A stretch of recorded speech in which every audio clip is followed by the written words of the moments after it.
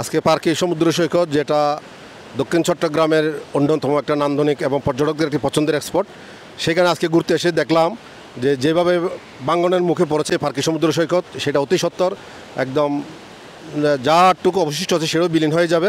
কর্তৃপক্ষ বা সংশ্লিষ্ট যারা রয়েছেন সকলকে দৃষ্টি আকর্ষণ করছে, আমি একজন ট্যুরিস্ট হিসাবে, যদি অতি দ্রুত পদক্ষেপ নেওয়া না হয় আসলে পার্কে সমুদ্র সৈকত সেটার অস্তিত্ব থাকবে না। ওয়ালটন এখন দেশের সীমানা পেরিয়ে পৌঁছে গিয়েছে 50টিরও বেশি দেশে।